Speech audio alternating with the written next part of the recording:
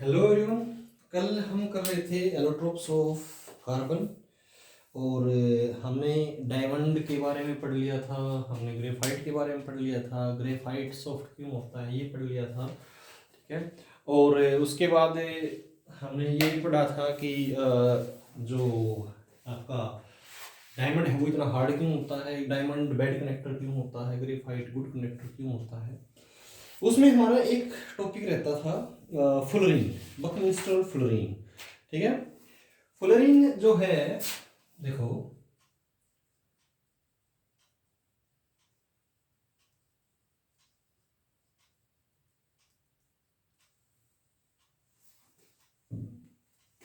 it is also an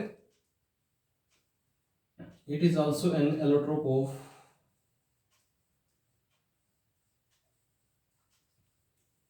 carbon. ये carbon का एक एलोट्रोप है। बिकॉज कैसे पता लगाएंगे, जैसे कल हमने बताया था, when it burn in open air it does not produce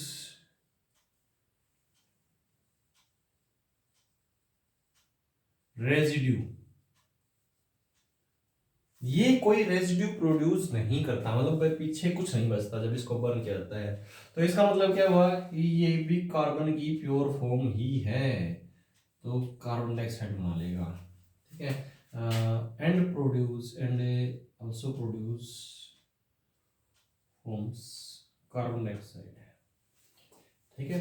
it means ये भी आपका कार्बन की ही प्योर फॉर्म है।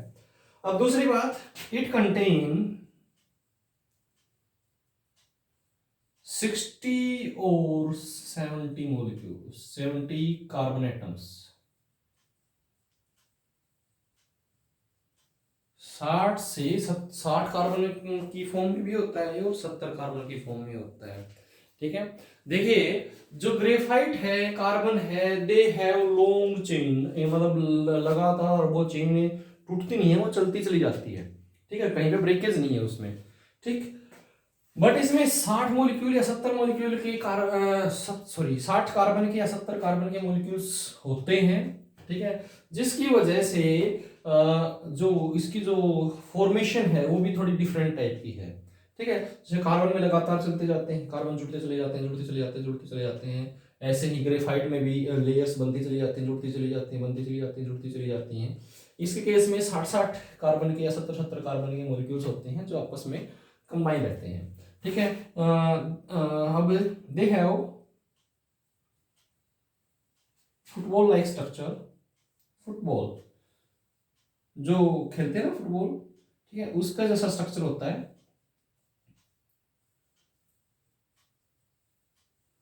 कंटेन इसके फुटबॉल में देखो, आपने देखा हो कि पेंटागन और हेक्सागन होते हैं भाई। ये हेक्सागन होते हैं और साथ में पेंटागन होते हैं। ठीक है। तो कंटेन हेक्सागन एंड पेंटागन। ठीक है। अब देखिए, C60 जब जो 60 कार्बन का जो मॉलिक्यूल होता है ना इसका, बकमिंस्टर फ्लोरीन का, ठीक है, इसमें 20 तो आपके हेक्सागन होंगे, ठीक है, एंड 12 पेंटागन। जबकि जो 70 वाला है उसमें 25 हेक्सागन एंड 12 पेंटागन। ठीक है। तो ये है बकमिंस्टर फ्लोरीन। अब उसके बाद कुछ एक प्रॉपर्टीज अगर हम इसकी पढ़ें, तो वैसे तो इसकी प्रॉपर्टीज अभी भी रिसर्च की जा रही हैं, लेकिन अगर कुछ एक प्रॉपर्टीज पढ़ें तो इसका मेल्टिंग पॉइंट ना तो इतना ज़्यादा हार्ड होता है, सॉरी, ना इतना ज़्यादा हाई होता है, ना इतना ज़्यादा लो होता है। ठीक है। वैसे इसका एग्जैक्ट मेल्टिंग पॉइंट अभी तक रिसर्चेबल ही है। ठीक है। लेकिन अगर हम इसकी स्टेट की बात की जाए करें तो it is neither very hard nor very soft. ना तो ये इतना ज्यादा हार्ड होता है और ना ही इतना ज्यादा सॉफ्ट होता है। सॉफ्ट ग्रेफाइट की तरह सॉफ्ट भी नहीं होता, डायमंड की तरह हार्ड भी नहीं होता। ठीक है, बीच में ही इसकी प्रॉपर्टी एग्जिस्ट करती है।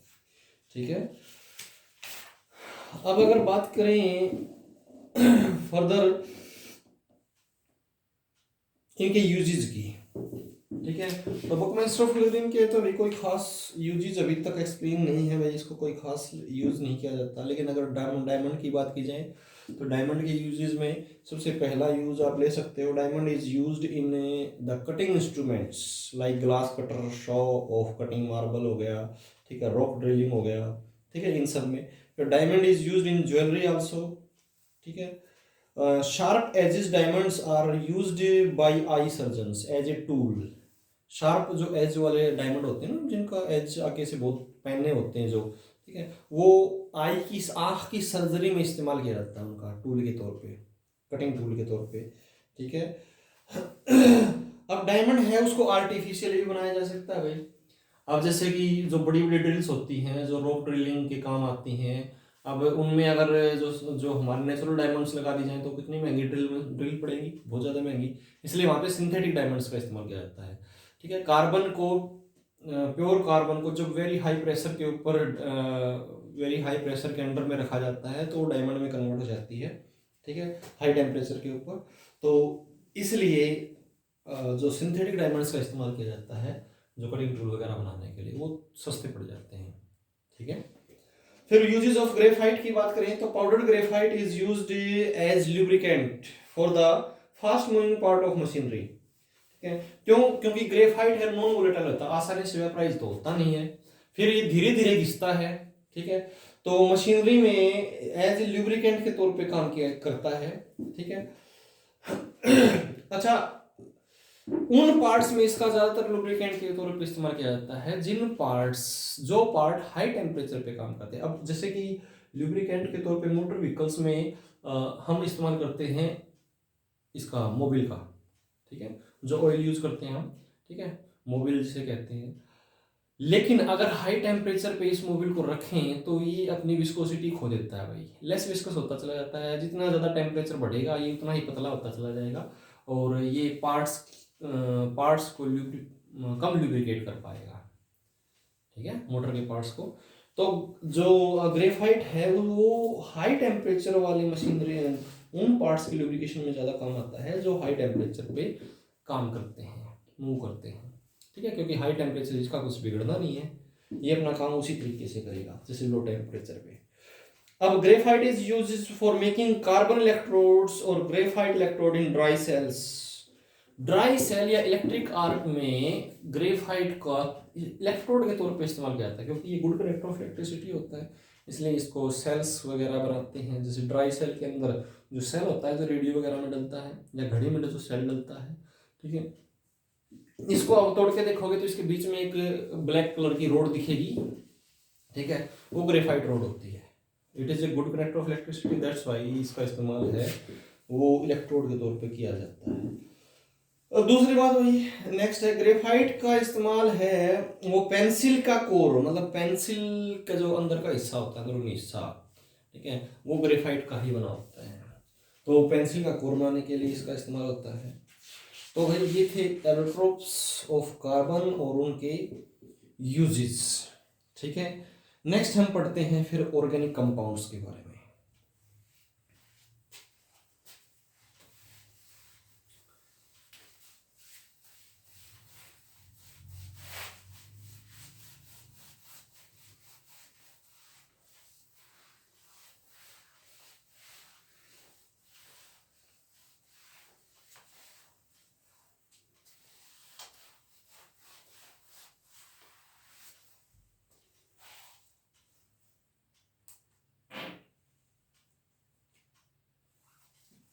Organic compounds.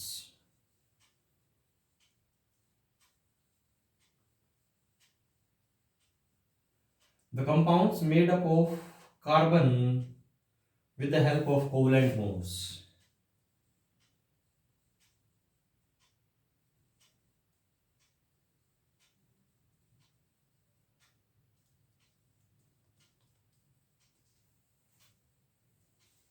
With the help of covalent compound, जिसे हम हिंदी में सहसंयोजी आबंध भी कह देते हैं।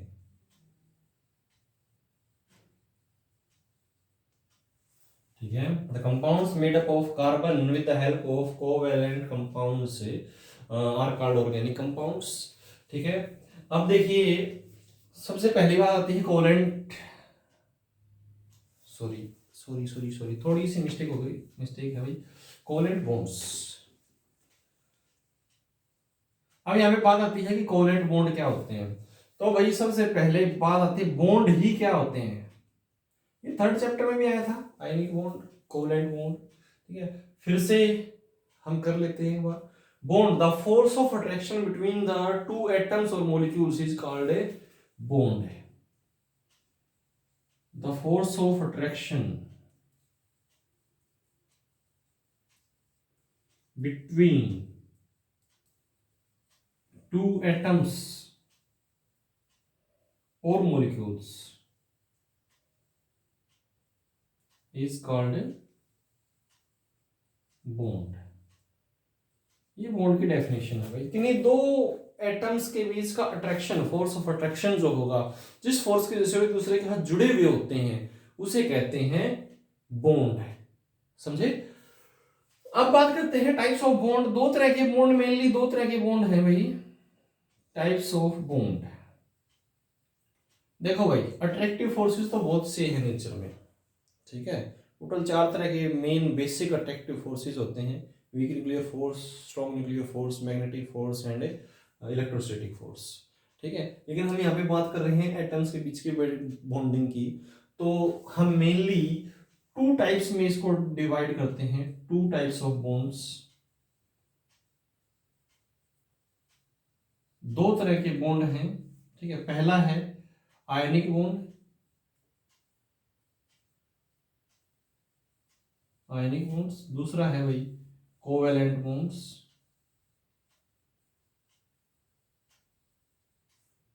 ठीक है, कोवैलेंट बॉन्ड फिर आगे फर्दर इसका एक हिस्सा भी होता है जो कि जिसे हम कोऑर्डिनेट बॉन्ड भी कह देते हैं।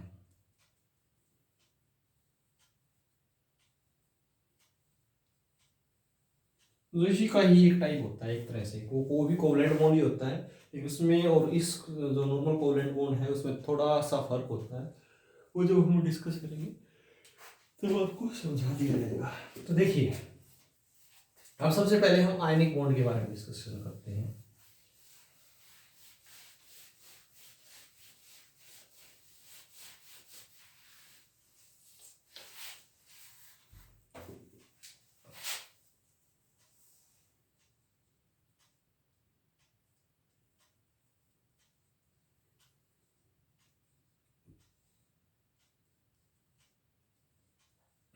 The bond formation takes place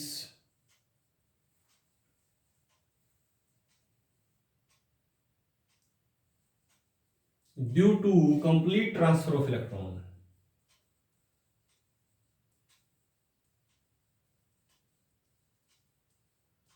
electron के कंप्लीटली एक एटम से दूसरे एटम में ट्रांसफर की वजह से जो अट्रैक्टिव फोर्स क्रिएट होगा उसे हम कहेंगे आयनिक बॉन्ड। फॉर एग्जांपल, अगर हम NaCl का एग्जांपल लें, ठीक है, तो Na have 11 electrons in its outer shell. Atomic number जो है, परमाणु क्रमांक जिसे हम हिंदी में कहते हैं, वो सोडियम का 11 होता है। तो पहली सेल में 2, दूसरी में 8 और तीसरी सेल में 1। जबकि क्लोरीन है एटॉमिक नंबर 17, 2, दूसरी में 8 और तीसरी में 7 है। अब देखो, ये एक इलेक्ट्रॉन डोनेट करेगा, it have a tendency to donate 1 electron, क्योंकि इसकी आखिरी सेल में 1 इलेक्ट्रॉन है। तो 1 इलेक्ट्रॉन है तो हर कोई चाहता है कि मेरी आखिरी सेल पूरी तरह से भरी हुई हो, चाहे उसको इलेक्ट्रॉन देने पड़े या फिर लेने पड़े। अब ये 7 इलेक्ट्रॉन, इसकी आखिरी सेल भरने के लिए कितने इलेक्ट्रॉन की जरूरत है? 7 और चाहिए, टोटल 8 होने चाहिए भरी हुई सेल में, तो इसको 7 और चाहिए। तो ये 7 लेने की बजाय इसके लिए 1 देना आसान है, तो इसलिए 1 दे के इस सेल को खाली कर देगा, तो लास्ट सेल कौन सी हो जाएगी? ये भरी हुई है बिल्कुल। ठीक है। यहाँ पे देखो इसके लास्ट सेल में 7 है, इसको एक और चाहिए, पूरी तरह से भर जाएगी। 7 देने की वजह इसके लिए एक लेना आसान है, इसलिए ये एक इलेक्ट्रॉन लेगा, एक्सेप्ट करेगा, ठीक है, एक्सेप्ट 1 इलेक्ट्रॉन। तो क्या होगा कि सोडियम के लास्ट सेल में इलेक्ट्रॉन कितने, 1। क्लोरीन के लास्ट सेल में इलेक्ट्रॉन कितने, 2 4 2 6 और 1 7। ये किसको एक इलेक्ट्रॉन दे देगा, एक इलेक्ट्रॉन देते ही क्या हो गया, सोडियम के ऊपर चार्ज आ गया भाई पॉजिटिव, और क्लोरीन के पास इलेक्ट्रॉन हो गए 8, मतलब एक ज्यादा होने की वजह से इसके ऊपर चार्ज आ गया नेगेटिव आ गया, तो इसके ऊपर पॉजिटिव चार्ज, इसके ऊपर नेगेटिव चार्ज। तो there will be a force of attraction created in between sodium and chlorine. Negative और पॉजिटिव चार्ज में अट्रैक्शन तो होती ही है, ठीक है, और अट्रैक्शन होगी तो हमारे पास जो कंपाउंड बनेगा दैट इज NaCl। तो ये सीन है भाई आयनिक बॉन्ड का, ठीक है। ये 3rd चैप्टर में आ चुका है, आयनिक बॉन्ड हम अच्छे से कर चुके हैं, ठीक है। लेवल स्ट्रक्चर कर चुके हैं, इसके ऊपर इलेक्ट्रॉन रोड स्ट्रक्चर कर चुके हैं, ठीक है। तो अब आती है बात कोवेलेंट बॉन्ड्स की।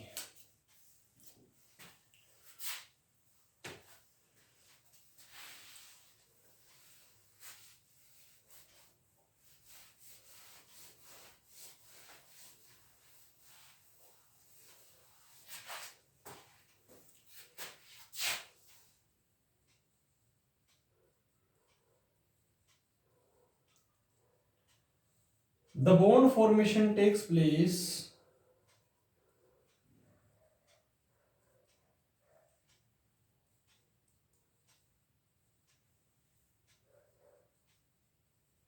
due to sharing of electron.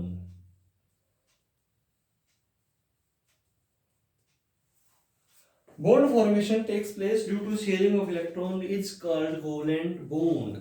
Covalent bond का मतलब है कि जो बॉन्ड फॉर्मेशन हो रही है ना वो इलेक्ट्रॉन की शेयरिंग, आपसी साझेदारी की वजह से हो रही है। फॉर एग्जांपल हम हाइड्रोजन ले ले H2 में हाइड्रोजन, 2 हाइड्रोजन है, एक ये हो गया एक ये हो गया, दोनों सेम पावरफुल है, दोनों की इलेक्ट्रोनेगेटिविटी सेम है, इलेक्ट्रोपॉजिटिविटी सेम है। इसके पास एक इलेक्ट्रॉन है, ठीक है, इसके पास एक इलेक्ट्रॉन है, पहली सेल में इसमें एक रहेगा, इसकी भी पहली सेल में एक इलेक्ट्रॉन रहेगा। इसको अपनी सेल भरने के लिए एक इलेक्ट्रॉन की रिक्वायरमेंट है, इसको भी अपनी सेल भरने के लिए एक इलेक्ट्रॉन की रिक्वायरमेंट है। खाली करने के लिए भी इसको एक इलेक्ट्रॉन देना पड़ेगा, इसको भी खाली करने के लिए, अपनी सेल को खाली करने के लिए एक इलेक्ट्रॉन देना पड़ेगा। तो दोनों ही कंडीशन, दोनों सेम पावरफुल है, ना ये इलेक्ट्रॉन देगा ना ये इलेक्ट्रॉन लेगा। NaCl के केस में क्या था, क्लोरीन ज्यादा इलेक्ट्रॉन नेगेटिव था सोडियम के मुकाबले, इसलिए सोडियम ने इलेक्ट्रॉन दे दिया। वैसे भी इसकी टेंडेंसी थी इलेक्ट्रॉन देने की, उसकी टेंडेंसी थी इलेक्ट्रॉन लेने की, यहाँ पे दोनों सेम हो गए, ठीक है। सेम हो गए तो क्या करेंगे, ये इसके पास एक इलेक्ट्रॉन है, एक इलेक्ट्रॉन इसके पास है, दोनों क्या करेंगे, साझेदारी कर लेंगे, शेयरिंग कर लेंगे। इसने अपना इलेक्ट्रॉन ले लिया, इसने इसका इलेक्ट्रॉन यूज कर लिया, इसने इसका इलेक्ट्रॉन यूज कर लिया, किसी ने किसी का इलेक्ट्रॉन लिया नहीं, बस उसको यूज कर लिया, ठीक है। तो that is called covalent bond. यहाँ कोवेलेंट बॉन्ड को हम सीधे सीधे डैश से दिखाते हैं, हाइड्रोजन डैश हाइड्रोजन, तो ये एक कोवेलेंट बॉन्ड इनके बीच में बन गया। दूसरा, अगर हम ऑक्सीजन ले लें O2, 2 ऑक्सीजन है हमारे पास, एटॉमिक नंबर 6 पहली सेल में 2, दूसरी में 6, सॉरी एटॉमिक नंबर 8 पहली सेल में 2, दूसरी में 6 हो जाएंगे। तो ऑक्सीजन के पास देखो 2 4 6, इस ऑक्सीजन के पास भी 2 4 6, कितने की जरूरत है इसको भी 2 की जरूरत है, इसको भी 2 की जरूरत है, ठीक है। तो भाई सीधी सी बात है, 2 इलेक्ट्रॉन इसको चाहिए, तो इसको 2 इलेक्ट्रॉन खुद के भी देने पड़ेंगे, तब जाके सामने वाला 2 इलेक्ट्रॉन देगा। जब ये इसको 2 इलेक्ट्रॉन देगा तभी ये इसको 2 इलेक्ट्रॉन देगा। तो इसने इसके 2 इलेक्ट्रॉन इस्तेमाल कर लिए और इसने इसके 2 इलेक्ट्रॉन इस्तेमाल कर लिए, इन दोनों के बीच में डबल बॉन्ड बन गया। ध्यान रखना, जितने इलेक्ट्रॉन्स की जरूरत है उतने खुद के इलेक्ट्रॉन्स भी देने पड़ेंगे, तभी जाके शेयरिंग पॉसिबल है, ठीक है।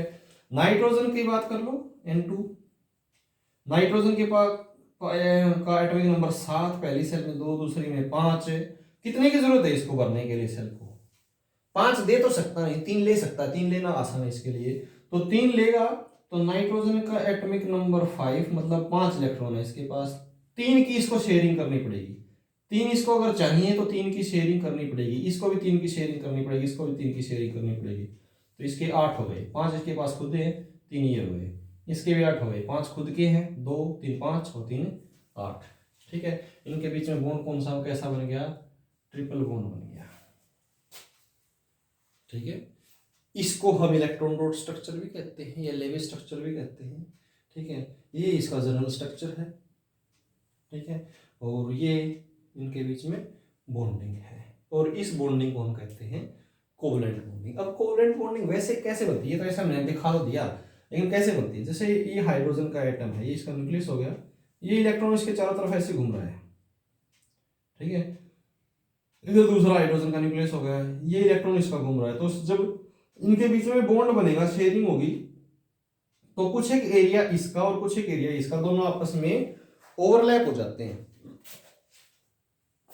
अब इस एरिया में, इस पर्टिकुलर एरिया में इसका इलेक्ट्रॉन भी घूमेगा और इसका इलेक्ट्रॉन भी घूमेगा, तो इस एरिया में नेगेटिव चार्ज की मात्रा ज्यादा हो गई, जिसकी वजह से इनके बीच में बॉन्ड क्रिएट हो गया, अट्रैक्शन क्रिएट हो गई। ठीक है, तो इस बॉन्ड को हम कहते हैं कोवलेंट बॉन्ड। अच्छा, अब देखो एक केस और लेते हैं हम, O3 ओजोन का, 6 की जरूरत है, ये 6 हो गए भाई, इसके 2 4 6, इसके भी 6 हो गए भाई, 2 4 6, और इसके भी 6 हो गए, 2 4 6। अब क्या क्या, इन दोनों ने शेयरिंग कर ली भाई, 6 और 2 इसके 8 हो गए, और इसके भी 6 और 2 8 हो गए, लेकिन ये बच गया भाई। अब अगर ये 2 इलेक्ट्रॉन अपने शेयर करेगा, तो इसके 2 इलेक्ट्रॉन लेने के लिए ये अपने शेयर करेगा, तो इसके पास देखो 2 4 6 2 8 इसके पहले से है, 2 इसके हो जाएंगे, इसके 10 हो जाएंगे। सेल में 10 इलेक्ट्रॉन तो हो नहीं सकते, 8 ही हो सकते हैं, तो ये शेयरिंग तो कैंसिल। लेकिन फिर इसका एक सॉल्यूशन क्या है कि जो बॉन्ड बनाने के लिए 2 इलेक्ट्रॉन की जरूरत पड़ती है, देखो बॉन्ड बनाने के लिए 2 इलेक्ट्रॉन की जरूरत पड़ती है कोवलेंट बॉन्ड के लिए, तो ये दोनों के दोनों इलेक्ट्रॉन अगर यही दे दे इसको कि भाई तो बॉन्ड बना ले, दोनों इलेक्ट्रॉन मैं दे रहा हूं, तेरे तुझे शेयरिंग करने की जरूरत नहीं है, तो देखो इसके 8 पूरे हो जाएंगे। ठीक है, और इसके भी 8 ही रह जाएंगे, क्योंकि इसने इसका इलेक्ट्रॉन तो लिया ही नहीं, सिर्फ खुद के शेयर किए। ठीक है, तो इस बॉन्ड को कहेंगे coordinate bond, oxygen double bond oxygen, और इधर जो बॉन्ड बनेगा उसे हम कहेंगे कोऑर्डिनेट बॉन्ड। कोऑर्डिनेट बॉन्ड वो बॉन्ड होते हैं जिसमें दोनों के दोनों इलेक्ट्रॉन एक ही एटम देता है। ठीक है, उसे कोऑर्डिनेट बॉन्ड कहते हैं। ठीक है, तो करिए आपके सिलेबस में नहीं है तो आप बाद की बात है, तो ठीक है, इसलिए आप सिर्फ और सिर्फ किस पे ध्यान दें, कोवलेंट बॉन्ड के ऊपर ध्यान दें। ठीक है, तो भाई ये है आपके लिए बॉन्डिंग, कोवलेंट बॉन्डिंग और आयनिक बॉन्डिंग। ठीक है, ऑर्गेनिक कंपाउंड के अंदर कोवलेंट बॉन्ड बनते हैं। ठीक, तो कल हम पढ़ेंगे ऑर्गेनिक कंपाउंड की नेमिंग, ऑर्गेनिक नेमिंग के बाद फिर हम पढ़ेंगे लेवे स्ट्रक्चर ऑफ ऑर्गेनिक कंपाउंड्स। ठीक है, और फिर होमोलोगस सीरीज। नेमिंग का बेसिक्स ही आपने करना है, क्योंकि इस साल सिलेबस से हटा रखी है नेमिंग। ठीक है।